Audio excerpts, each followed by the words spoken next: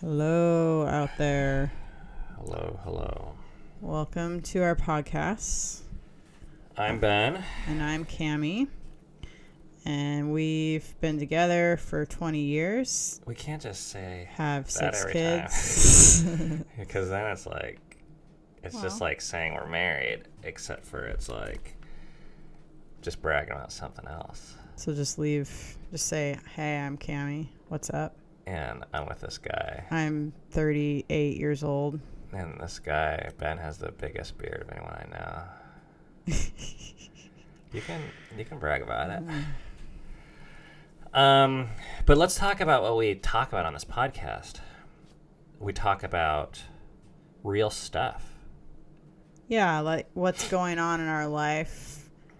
But that sounds right boring. Now. Sometimes it might be. But today, you're in for a very special treat because we just spent $260 on counseling, and we're going to give you all the lessons that we got that were very expensive for free. Just for today. Like what we got for today. Limited time offer, and it'll change your life.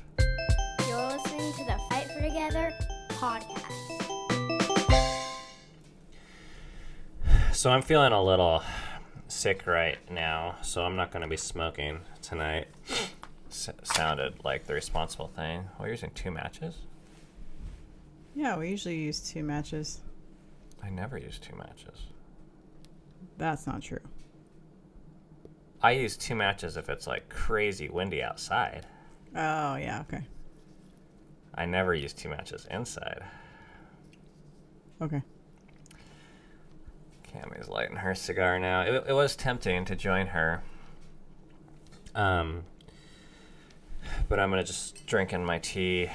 And we did have this counseling appointment today that I want to talk about. And here's the problem with these podcasts. When we went to this counseling appointment, I was so excited this afternoon. To share. Yeah. At our podcast. And then I took a shower because I wasn't feeling good. And then I took a nap. And went swimming, had pizza. Swimming, almost smoked the house out. Lighting the fire down here.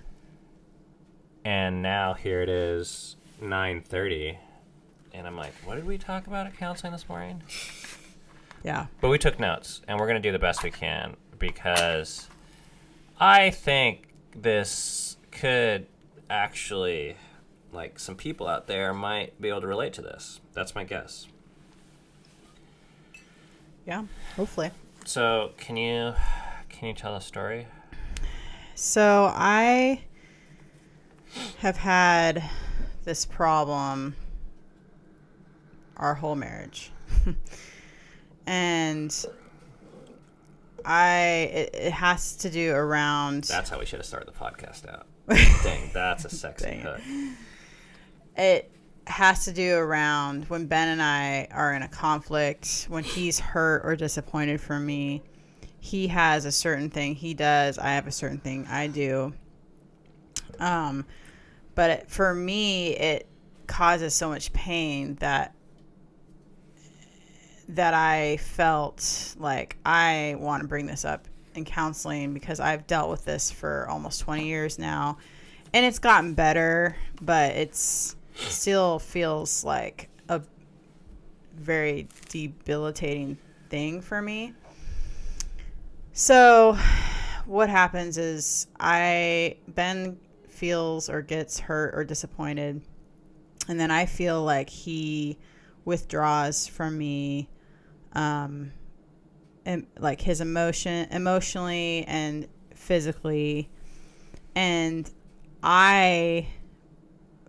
that like creates such panic in me and anxiety, and fear and even anger, if it gets to that. And it's like the only time in our marriage where I would scream. This was like the first 10 years, but I would sometimes scream at him to like talk to me. Once or twice I like punched him in the shoulder, the arm. Yep. Ben's not always the bad guy, people. Cute little Cammy over there. That's right. Throwing punches. I'm good at hiding. Dude, you would be like out of control. Mm-hmm. You know that kind of sucks? Yeah. I feel like people even listening now are going to be like, oh, she's smaller, so if she hits and screams, I totally relate to Cammy. Well, I don't think it's okay for any adult to hit another adult unless, well, I don't know. There could be exceptions to that. Which isn't the point, but people tend to, I think it's like, it's not fair. It's like okay when women do it because they're like being out of control is like, you know, it's weird how feminism, it's like supposed to give value to women, but then sometimes people excuse. As if I'm a child or as if women are children. Which I think is condescending to actually all women. I agree. So, yeah. So recently we had a recent thing where Ben felt undermined by me in a parenting thing with Rainier. I think we need to still stick with this past story because there's some gems there that you're skipping. Go for it. Okay, so we'd get in this, like, some tiff would happen, and then I would withdraw, which actually is, I kind of have beef with that term, but we'll get to that. Let's just say I did that. Yeah. So I would withdraw, and then it's a loaded term. Like it's considered negative, but we'll get to that part. But I would not engage in the same way. You're right. And then Cammy would freak the hell out, and she would come after me, sometimes kicking, sometimes screaming, sometimes begging, sometimes apologizing. But not really apologizing. Well, that's what I realized 5 years in or 10 years in. I'm like, it pissed me off when she was saying sorry because she wasn't really saying sorry. Like, she wasn't, if I were to, like, what are you sorry for? She'd be like, like, you weren't actually saying you did anything wrong or admitting to that. You just, you were trying to end the separation, and you were willing to do whatever. So then, I felt like for a lot of years we had, like, banging makeup sex at that point. That was, like, how we coped or like the way that we dealt with it. And we've talked about this ad nauseum on our vlogs. But to summarize, it was fun. It was like one of the only times Cammy would come after me, and we would actually like really get into it. It'd be like Hollywood Titanic style. But it also was a little bit frustrating because I think afterwards I knew something was kind of wrong, and it felt a little empty. So it felt like it resolved it, but it actually didn't. And don't get me wrong, the sex was good, and that was nice. But it felt like a Band-Aid, where it wasn't really, or like putting a Band-Aid over a pussy wound. Like, it wasn't really taking care of it. It was just sort of like covering it up. Getting graphic. Yeah. I'm trying to drink my tea here. Hopefully no one's eating right now. That's gross. Yeah, so we had some... So we're driving to counseling, and I'm kind of like, what are we talking about today? Like, our counseling appointments have not been very... There's not, like, huge fires to put out, it doesn't feel like. Which is kind of nice and cool. Like, we're actually able to deal with just normal stuff. It's, like, relaxing. It's like, oh, let's talk about our marriage and struggles that are in our marriage that have been there for 20 years. And it was crazy to get some of the stuff that we got from our counselor today, because I felt like, I mean, I've been dealing with this for a long time. I'm just saying it was really cool. Yeah, I agree. So we sat there. We of course read our little magazines in the waiting room. And we walk in. Mm-hmm. Small talk was very low today. Yeah, he cut right to the point. He was like, he's like, hi. What are you here for? Like, hi. Yeah, and then what are we talking about today? And Cammy's like, you're on. Yeah, and I really didn't want to talk about it. Like, I felt this resistance in me, but I also really did want to talk about it because Why do you think you didn't want to talk about it? Because you said that at our family meeting. I think I feel ashamed of it because, and even describing like my behavior in the past of hitting and screaming. Like, I think I felt shame over, like, oh, I couldn't control myself. That was like so long ago. Yeah, but even I feel shame now when I can't, like, I feel so needy in those moments, and I can't, like, grow a pair, it feels like. Which turns out, like, that's why this appointment was super cool for me, because it really helped me understand myself and why I do what I do, and it took a lot of the shame out of it. You didn't hem or haw at all about it. Like, I think I was desperate. I think I was like, well, let's do this thing. I think you have grown a pair in that I think we know that going there is the best thing. Mm-hmm. There's this phrase in like 12-step groups when you'd meet with a sponsor, and the question is, what do you want to talk about? Or whatever it is you don't want to talk about. Yeah, that's the thing you should talk about. Yeah. Because that has the most power. Yeah. Yeah, so I didn't want to talk about it, but I knew that was exactly what needed to be talked about. And I was ready for more freedom in that area. Like, I wanted Okay, it. So how did the conversation go with Boss Tom? I kind of forget. Yeah, well, I had to kind of describe this whole scenario, what usually happens. I gave some backstory that I've already given here, where, you know, it used to be a lot worse. I used to not be able to function much. I, like, barely took care of the kids when I felt you withdrawing from me. Because these withdrawal cycles would go on for, let's just say, 2 hours to 2 days. Yeah, something like that. And I feel less that way now. Like, I'm able to function more, but I still, like, I had this time a week ago where I was just like a sobbing mess. And when Ben withdraws from me, like, it also kind of like opens up these floodgates for all these other emotions that I have with other circumstances in my life. So it was kind of a double whammy. But I kind of felt like, wait a second, because I've had times where I'm like able to quote unquote handle, and maybe I am handling it a lot better, like you withdrawing and needing that. But in this moment, I like could not. So it felt like I was taking 3 steps back, but I don't think that's really true. So I described it to him, and I don't know, he just started to like kind of pull some things out. Like he really got into it with me, like, okay, so why do you feel anxious? Why do you feel afraid? Like, what's going on there? And I started to talk about how I had this memory way back when that, well, it was actually around the time I hit Ben. So this was probably like year 4 of our marriage. And around the same time, I had also a memory of being 3 years old and hanging on the monkey bars and seeing my dad, like, and I'm like scared and wanting help, and I kind of just see my dad in the distance, like with his back turned to me. Anyway, so it just kind of made me realize, like, I'm in these moments, I'm like going back to this like 3-year-old little girl. Freak out. And so he gave me some tools to basically pull myself out of that and like pull myself into present time, which I'm an adult. Like, I'm an adult now, and I don't have to. You're like way fast forwarding. Yeah. You're like going to the end here. Yeah, let's do this. Is that the cigar? Oh, no, it's just me trying to, like, I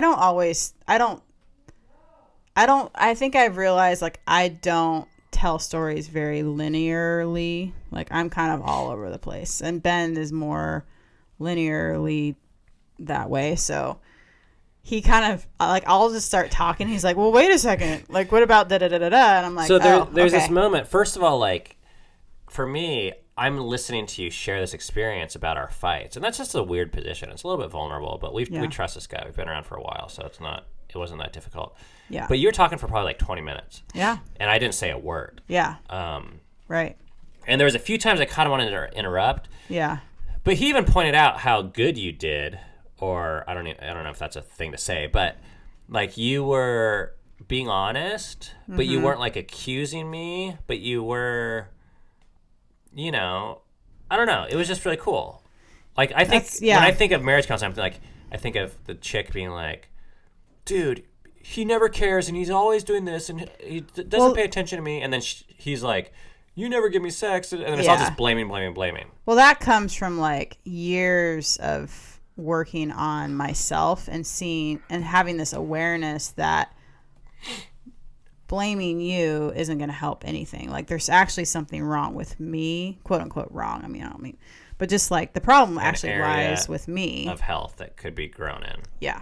And I can't change you. So, and I'm no saint, but you focusing on me doesn't help.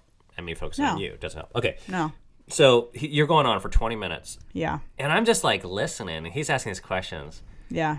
It was like really fun. Really? Oh yeah. Like I kept on just like noticing myself smiling and I was like, I felt like I was watching like America's Funniest Videos or something with how much fun I was having. That's funny. Because I could tell, well, just him listening was like validating for both of us.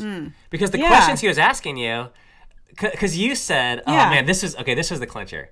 In the beginning for me, he said, you said, well, when Ben withdraws, there's only two options I can think of.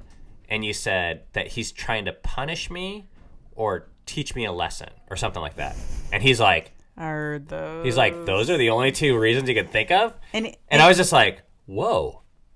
Because I think I had fallen into this trap, I'll call it, into thinking that that's what I'm doing too, even though I don't really think I'm doing that. Yeah. I'm not trying to do that. Yeah. Like when I withdraw, I'm not like, I'm going to teach Cammie a lesson or even. Well, and he said that he's more the pursuer and his wife is more the withdrawer. And that actually helped me not feel so alone and not so crazy. Like, oh, this is a thing. Like some people are more this way. Some people are more that way. Yeah. So this is where we're going with this. And this is why I thought this would be helpful. This is a thing. Yeah, I guess. I mean, maybe there's more options than just those two. No, we're not talking about necessarily like all of sexuality or relational style. I think this is more specifically a conflict style. Yeah. From what I could gather. And it's separate from any other personality study I've done. Mm-hmm. He was even saying, this overlaps like if you're into Myers-Briggs or Enneagram or whatever. This is like a separate thing. Yeah. So Cammie's style is that when there's relational rift, she leans in to the relationship, aka me. When there's rift, when I feel hurt, I step back. And what he was just saying is neither of those is right.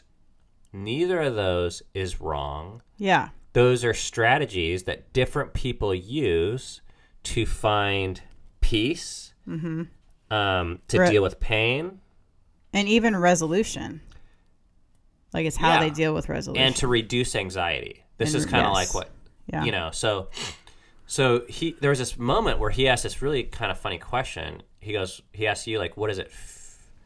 Because you said like something about 2 hours, like you can handle 2 hours of it and then you start to freak out. Yeah. So he's like, so why... Tell me why you can't handle more than 2 hours. Like what? And then the first analogy that came to me, which I felt silly for saying it for some reason, but was labor. Like when a woman's in labor, it really matters.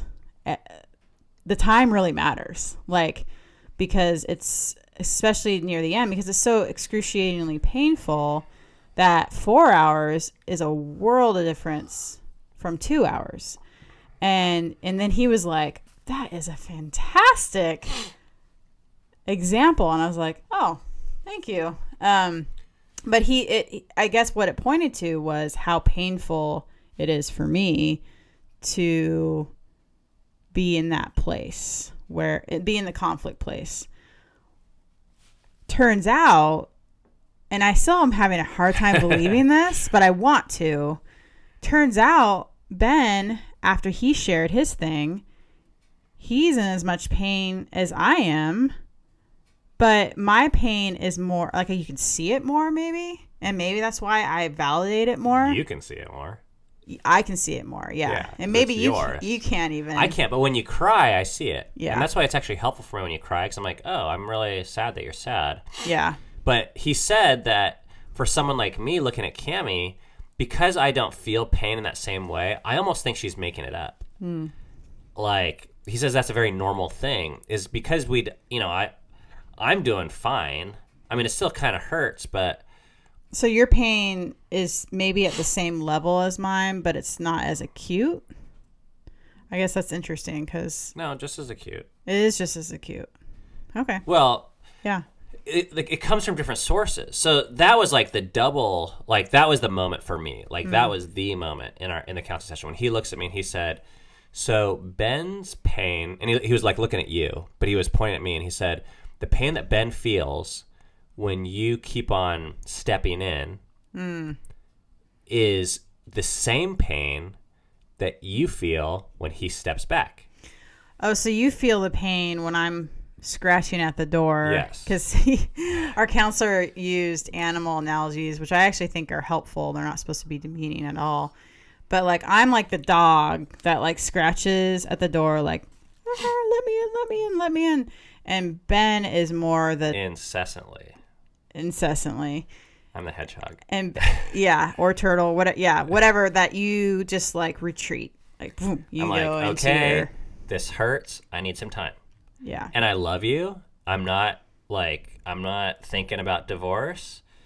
I'm not even angry at you. Like, I mean, even if you apologize and I accept the apology, I'm just like, that hurt. Yeah. And I don't like it. And I just need a bit.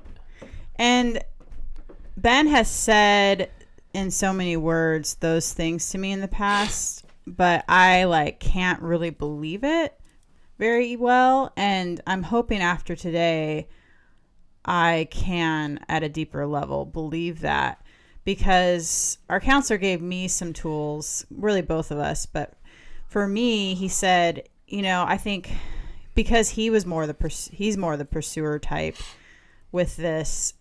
I asked him, so how did you get to the point from, this being emotionally like damaging, or not damaging, but just emotionally like acute when your wife does this, to it not being that much, like you can handle it. And he said one of the first things is to just accept that this is how I am.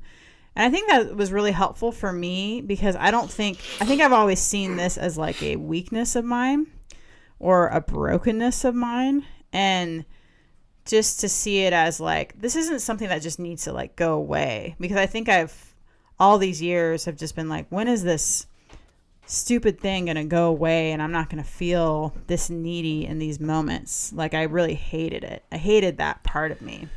Well, and the irony is, on the flip side, I feel like we both kind of demonized my behavior. Yeah. Because... That's the cat. What is the cat scratching? He's using his litter box. Oh, gross. Oh, everybody poops. I know, but not on podcast. Hey! Excuse us. Sorry about that, folks. This is real life. Okay, where was I? We so both loud. demonize. Okay, yeah. Your... So, like, there was this Bible verse we always heard growing up that was like, don't let the sun go down on your anger. And it was like, okay, well, what happens at the end of the night when I'm like still angry? Yeah. And we're like, okay, well, we should just like pretend it doesn't exist, or like we should kiss and make up, or forgive each other, or be close, or hug. And it's like, I don't want to. Like, something felt wrong about it with me. It didn't feel like authentic for me to do that. And that's one of the things he said. He said, like, your love is acceptance. Like, you want to hear me say that I accept you kind of like on every level, which sometimes I can't do. Like, and I don't really think it's my job. Like, now on the big picture level, like, I accept you as my wife, but that doesn't mean like I need to hug you every moment of the day that you feel needy. Yeah. And on the flip side, my love is authenticity. So if I feel like I'm faking it or there's still something wrong and I'm supposed to like you're saying sorry and I'm like supposed to like start making out with you or hug you or sit next to you or be close in a certain way and I'm not like ready to do that, that feels really dangerous to me. And it feels really not just dangerous to me, like to me, but it feels dangerous to the relationship. Yeah. I'm like, if we fake it in our relationship, that's bad for the relationship. Like, and he was just like, kind of like, yeah, that's a lose-lose. Like, because the way each of us feel loved is like the opposite, which is just like a son of a bitch. It's a son of a bitch, but it's also a way that both of us can grow. Well, and it's our biggest asset in a way, because I think when we see the world or when we address other people, we can bring both of those angles or giftings or perspectives, whatever you want to call it, to, or even raising our kids. But what I was going to say was, so this whole like, I even see it in movies, like the guy walks away and the chick's like, don't walk away from me. And walking away is viewed as like weakness or bailing or a lesser way of dealing with conflict than sitting there and shouting it out or discussing it on the spot. Yeah. Or just like working, like, because you can't see what's happening when I walk away, like in my heart. Like, I don't even know what's happening. But like Boss Tom was just saying, oh, yeah, it takes time for some people to like, that's how they work through it. Like, there's no skip button. Like, this isn't a digital thing. There's no fast forward. One way's not better than another way. Yeah. It's just the exact same thing is happening in two different ways. And I think I had felt like, oh, I'm kind of a coward, or because I wish I could. You're giving up, maybe. Yeah, at least in the moment, because I kind of wish I could just like sit there and talk to you about it. And you actually have gotten, I don't want to say better because again, it's not a right or wrong thing, but you've gotten better at relating to me over the years. Like in that, like you are able to talk through it a lot quicker than you used to be able to. Yeah. Yeah. I'm not as sensitive. Because, and this is like, I think this is the big picture solution that I hope some people out there in podcast land are able to relate to, which is the best thing you and I can do for ongoing health. He said this phrase. It was like, make the problem the problem. Yeah. Like, we need to agree, okay. I mean, I'm just going to put it negatively, even though I don't think it's negative. It kind of sucks that I withdraw and you pursue, and neither of us are going to be happy. Yeah. That's a problem. It's like we're going to totally miss each other in these moments. Yeah. Cammie's not the problem or Ben's not the problem. And for me, I need to focus probably mostly on Cammie's not the problem. Because it'd be easy for me to see her initial hurting me or her scratching on my dog like a door. Scratching on my door like a dog. Like, it really kind of pisses me off. But you're just trying to feel security and love and acceptance. But I can't see you as the problem for withdrawing either. Yeah, because in your like worst state, you think I don't care. Yeah. I'm not loving you. I've checked out. All these like really negative things. Or you're punishing me somehow. Yeah. When really I'm just seeking authenticity and really love and the same thing too, just in a different way. Yeah. So there's still a problem, but it's not either of us. I mean, the best way that I could describe it was you have your issues. So in those moments of conflict, you withdraw. You have to deal with that withdrawing with yourself. I have to deal with my neediness, my pursuit, my, we're both having to deal with our own anxiety with ourselves. And then after we do that, then we can come back together and deal with the problem that's like outside here. And that was really helpful. One of the second things he said to me about like a tool for me, because in those moments I do have extreme anxiety, and he said what might help you is if you come up with a phrase, something like for Ben to say, Cammie, I love you. I just need some time. I just need some time apart from you to kind of like whatever, you know? And obviously Ben has to agree that, you know, he would be okay saying this. It probably would need to be authentic to you. But then after I hear that, then that's my cue. I'm an adult. I'm not a 3-year-old. Like I can let him deal with his stuff. I need to go deal with my stuff in my way. Because the other way is you're like clawing at the door like a dog, just waiting for me to accept you. And you don't feel wholeness until I do something. Which is a really sucky place to be. Yeah, you've given away all your power to me. Yeah. Yeah. And the last thing he said was, for me, at least in that case, I can't solve you. And that's been one of the problems is like, I don't want to. I feel like when you're in that frantic state, you're like wanting me to make you whole in a way that I don't feel like any human can. Yeah. And I feel like it's actually unhealthy to play that part. And I can help you, but I can't solve you. And in a way, you're asking me, you're saying, I feel abandoned. You do A, B, C, and D, and then I won't feel abandoned anymore. Right. And then my problem will go away. Right. And I'm like, no, I disagree. That's not, I can't, this problem is bigger than me. Yeah. So, in fact, ironically, and he pointed this out with, I think, his own life, but he said in their marriage, sometimes him just like stopping pursuing his wife in those instances makes her interested in solving it. And I feel that exact same thing with you. Yeah. Like when you're like clawing at my door, knocking me down, be like, can we talk? I'm sorry. I'm like, get away. Yeah. It just feels fake to me. And I know it's not all fake. And that was something he helped me see is like, it's not fake. It's just like you're looking for acceptance. That's your main love thing. But it wouldn't be authentic for me to do it yet.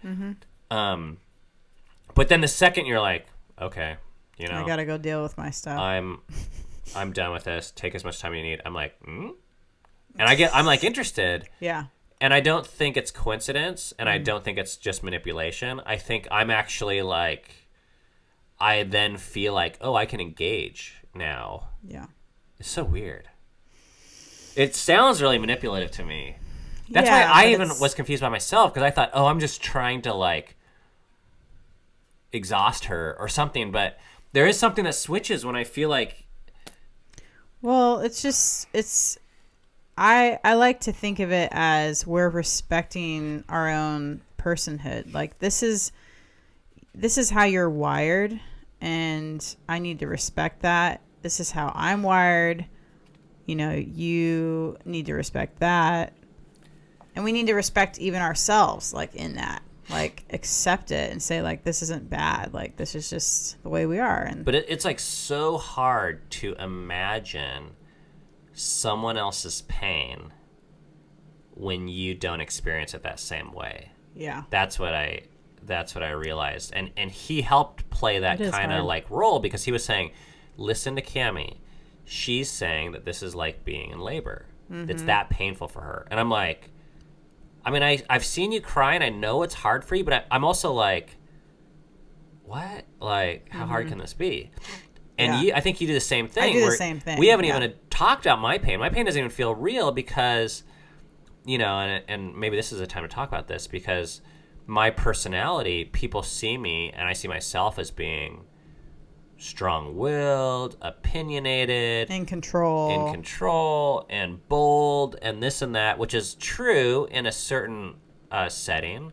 But then there's another world where I get hurt actually pretty easily and experience pain just like anyone else. It's not any different, but it surprises me sometimes, because I even think of myself as not that way. It took me a lot of years to realize, you know, I was. And I think... And by the way, this isn't like bragging. I don't think for a dude to be like, I don't feel pain, that's more manly. I think that's more numb, and I think that's more dangerous now. Like, because when you don't feel pain, or when you don't know you feel pain, the pain comes out, it just comes out in like really destructive ways. It comes out in rage, anger, addiction, numbness. I mean, all sorts of coping and mechanisms. pain always points to a problem. And if you can't feel pain, you don't know what your problem is. But yeah, I mean, when you were describing your pain, you said, I hate it. It's dangerous to me, you know, and he really brought out those words and said, Cammie, can you listen to this? Like, he hates this. Feels dangerous to him. And it wasn't you. I don't hate you. No. None of it was like had anything to do with you. But that's like really strong language. Yeah. That wasn't the same language I was using, but it's the same pain. He was trying like equivalent to labor. Pain. Yeah, that's my equivalent of labor. Yeah. But the takeaway was you guys are kind of the same, and neither of you is like intentionally. Cammie's not like trying to violate authenticity, and I'm not like trying to like, you know, really teach her a lesson and I don't know, withdraw. Like, that's not my goal. We believe separate things that I think can both be true at different times. Yeah. So I stepped out of the meeting and I really wanted to hug you. So I did, because it just felt so cool. It felt like we just like totally worked through that together. Yeah, it felt really miraculous to me that, and I also was like, where was this 10, 15 years ago? But, you know, maybe I wouldn't even been ready to actually understand or hear it. But to be able to understand you and understand myself at that level was so great. Like, It was fun. I thought that was so wonderful. And I go back and forth on like, I don't know. I feel like there's a lot of shitty counseling out there. And I feel like some people would hear, especially religious folks for some reason, would hear, you know, someone like me. Because we talked about this actually on the drive home. You said, well, there was a pastor that gave me advice. Like That we really liked and respected. yeah, and we followed this advice. This is, 15 years ago. And the Cammie was like, this was our biggest fight ever. And Cammie had like taken off and he was like, go get her. And I'm like, okay. And I did, but it was kind of like this, like, buck up, be the man, Be the bigger person. be the bigger person. The bigger person is pursuing, you know. But then it's not even taken into account. I mean, not that he did some, but the problem with that is it's not taking into account you. Like, yeah, I don't like that. Like, you have to honor both people. Like, you can't, you know, unless you're dealing with a child, like that would be different. Like, you know, I think with my child, I do need to be the bigger person, but from one adult to another. Or if it comes out, like, I really am just like vengeful and trying to teach you a lesson, you know, or some other destructive pattern, I guess. Right. Yeah, I guess that. But anyways, my point is, like, I don't know. I feel like there's good counselors that, I wouldn't even call them. There's counselors out there that would just like suggest men to like buck up, and they don't actually understand and have the wisdom to discern, like, that there's not always a bad guy. Sometimes it's so easy to just create a bad guy in our relationships. It's actually convenient for everyone. Yeah. Well, and I think it shortchanges growth for both people when you do that. Okay, we got to move on because I really don't know if that's helpful for people. It's real. It's what we're going through. So I guess it's, you know, it's not really our responsibility to make every last little thing helpful. Yeah. But while we're on this topic, I actually really wanted to say this other thing. Because we are coming up on our 25th episode. This is episode 17, and I'm going to call episode 25 the end of season 1. I don't know why. I just think it's kind of fun. That's cool. Because Netflix has seasons, and we should have seasons too. All right. But how I want to celebrate it is by you out there in podcast land sharing your stories with us about how this podcast has impacted you. What has it made you do? What has it made you think? How does it make you feel? You have 1 minute of recording on the Anchor app, and I would love to fill an episode full of these things. It doesn't need to be 60 of them, but if we can get 10 or 20 or something, that would be a really cool thing. If you want to use me. 2 minutes, go for it. But you can't. Can't you just call in again and be like, me again? I got another thing. Why not? Yeah. Why not? I mean, if you're feeling it, I guess I'm not gonna stop you. It's just, it's got to be good. Okay. Okay. So we're gonna, but we need you guys to do that now. Mm-hmm. Like, get the What Anchor episode app. is this? This is episode 17, but but it's like by really the kind of time, crazy, because we're like actually 6 weeks ahead. I'm like really being responsible here, and we're recording these ahead of time, which creates this weird lag and delay thing. But if they record it now, we're actually going to be in the future. Oh. Recording episode 25 like any day now. So Okay. there's just like, do not dawdle on this. You don't have much time. The end is near. Okay, but guess what, Cammie? Guess what? We have a very special thing today. All right. We have a phone call. Yay.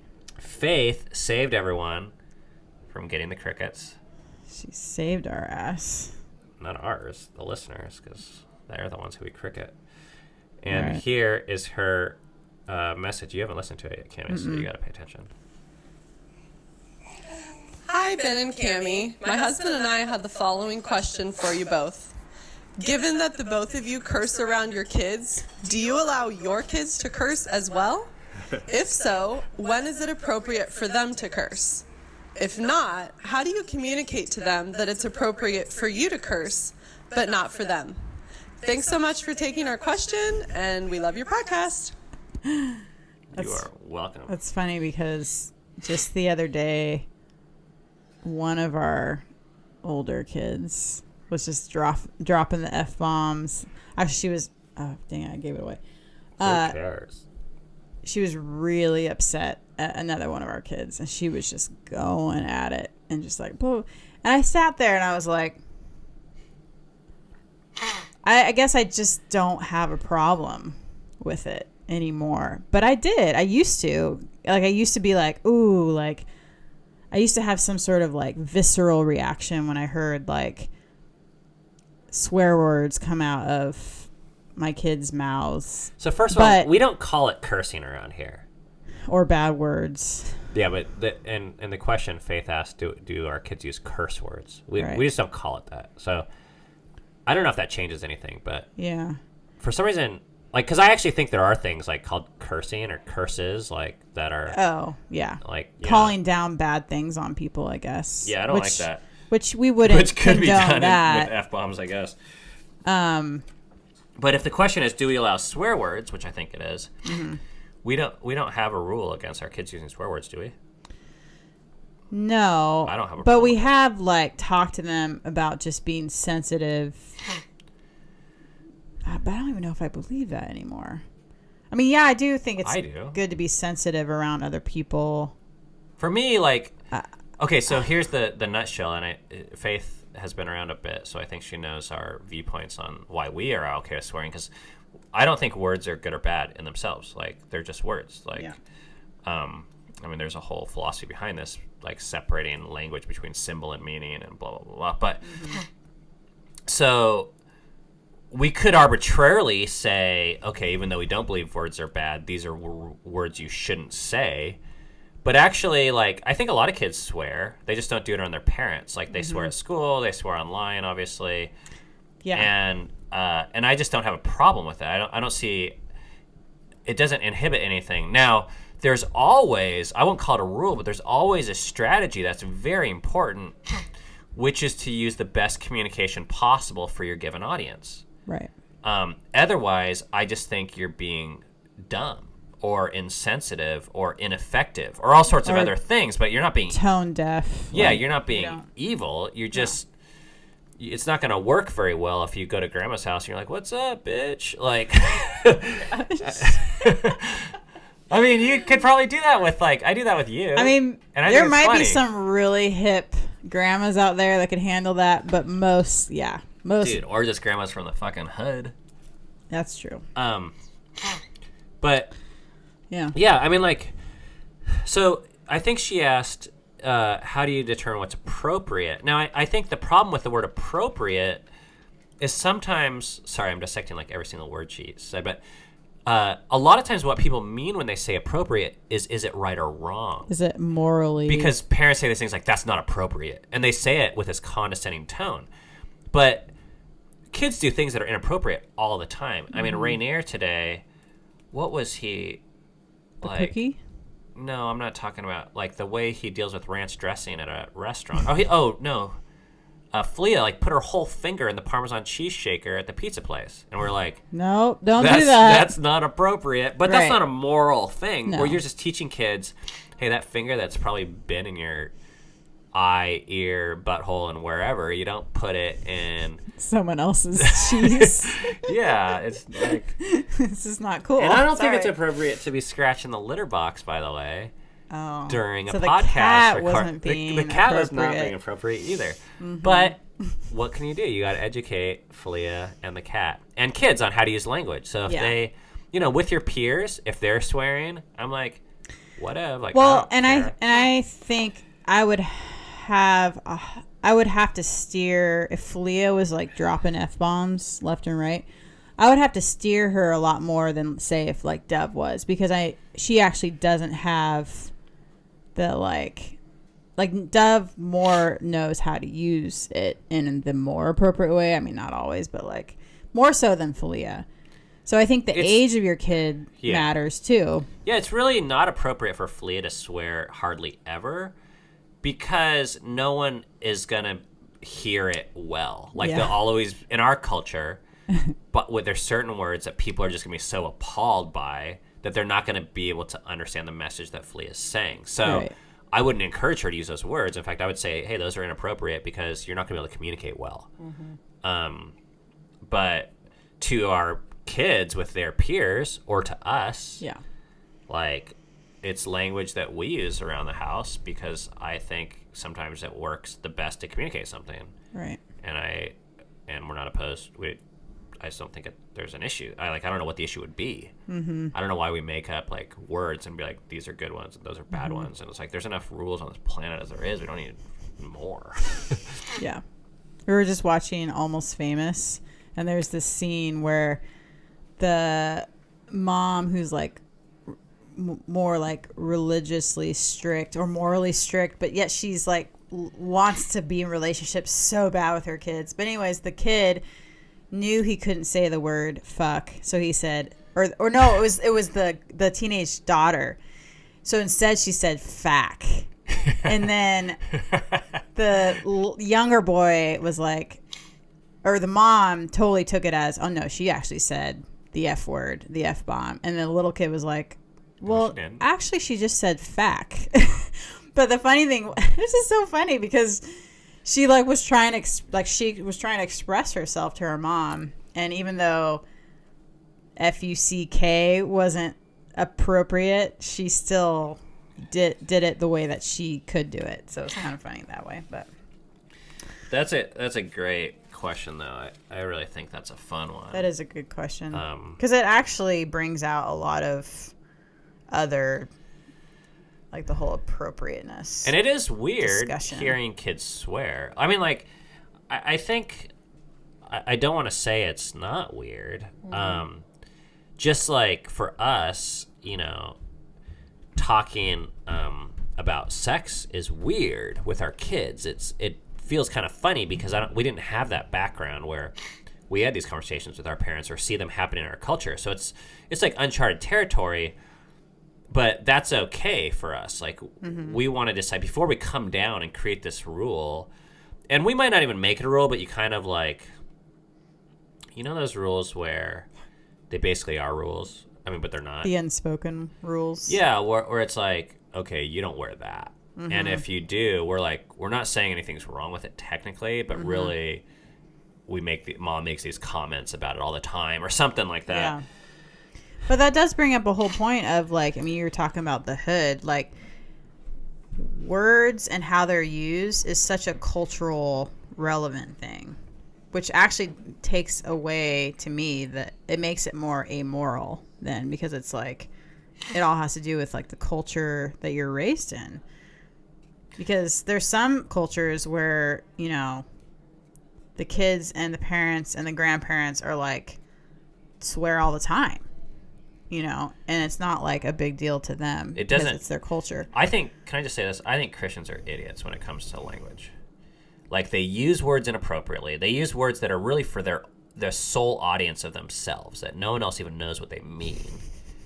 And then when other people are talking, they can't listen because they get so caught up in language being right or wrong, they're not able to actually even hear people. And I say this because I operate in this culture for so long and still have some roots there. That I have some hang-ups. Yeah. It's really unfortunate. And I'm not trying to attack anyone, but I'm just saying, like, you know, allowing our kids to swear, that's like not even that's like the tip of the iceberg of what we believe. It's just like one manifestation, but it's not even the biggest. Holy crap, that's a lot of smoke. You're going to make me more sick. It's really the tip of the iceberg into like the root of the problem. Like, I feel like Christians are so ineffective at communicating in our day and age, like any relevant message at all, because we're so caught up in like fighting the completely wrong battles. Oh my gosh, everyone's got me on the soapbox right now. This is terrible. Not terrible. Okay. All right. Thanks, babes. Thanks, Faith, for that question. That was great. Yeah. Oh, I'm still Keep it coming, people. kind of wanting to talk about it just because I guess I'm passionate about that topic. Do it. Yeah. But here's an experiment. And then we got to go. When you hear your kids swear or something, before you correct them, and you can correct them, like, I don't care, it's your kid, do whatever you want. But before you correct them, think about why that's so offensive to you. And does it need to be? Yeah. Because sometimes things are just offensive to us as parents, and it's actually our problem. And we take it out on kids. And then that's a bummer. Because nothing ever gets solved. And maybe we're supposed to be getting, like, healed or seeing language in a new way or releasing hang-ups. Yeah. I mean, I think... Amen. I see what you did there. Okay, cool. Enough of that. Yeah. This podcast is like available on all the places, like iTunes and Spotify, and the best way to help us out, if you want to do that, is to share, like this, like maybe an episode with a friend that you think it might help if that person crosses your mind. I mean, we're not asking you to go like crazy out of your way here and spam people on Facebook, but I think people sometimes they might think, oh, like there's someone else I know that is really in the same place, and but there's also this conversation going on lately about, have I even showed this to you on the Facebook group, about how people are saying that, oh, I want to share this with my friends, but I'm kind of afraid of what they'll think about what I believe because we have such crazy beliefs, like being okay with kids swearing and stuff. I don't really want to come out of the closet yet. So it takes some courage, like I get it, but anyways, that's how you can help us. And what else? Oh yeah, please don't forget to go to the Anchor app and leave a story or share something about how you have experienced this podcast, what it's been like on your end of the speaker or iPhone. Like, what stood out to you? Is there an episode or a story or something cool? And there's ongoing discussion about this and other topics at our private Facebook group. All those links are down below. That's it. Cool. Thank you for listening to Fight for Together. We'll see you next time.